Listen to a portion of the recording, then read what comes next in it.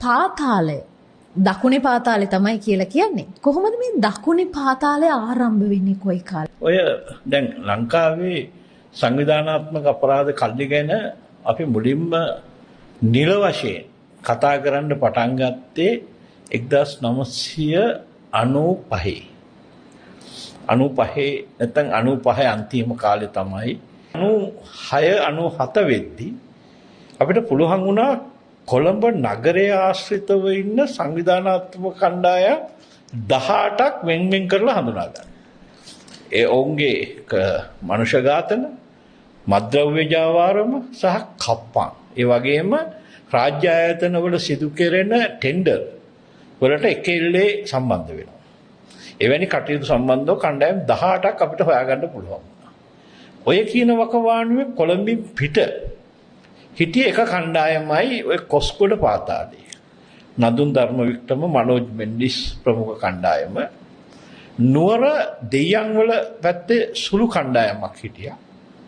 අනිත් සියලුම කණ්ඩායම් මේ කොළඹ නගරයේ ආශ්‍රිතව තමයි හිටියේ. කටුනායක එයාපෝට් ජින් බෑන් කල්ලිය කියලා වෙනම කල්ලියක් හිටියා. ජයරත් ෆර්නැන්ඩෝ පුල්ලේ අමාත්‍යවරයාගේ අනුග්‍රහයෙන් බිහි වෙච්ච ටැක්සි මාෆියාව හැන්ඩල් කරපු.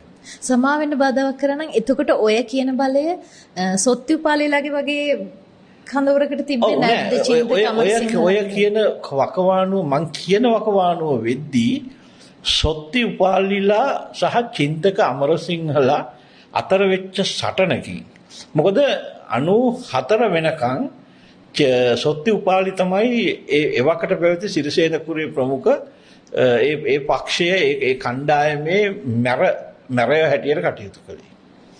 එතකොට ඒ අතරතුර ඔය චින්තක කණ්ඩායම ඒ ඔවුන්ගේ තාඩන පීඩන වලට ලක් වෙමින් හිටියේ. 94 දේශපාලන වෙනස් වීමත් එක්ක චින්තක බලවත් වුණා කොළඹ නගරේ. ඒතකොට සොත්තුපාලි යට ගියා.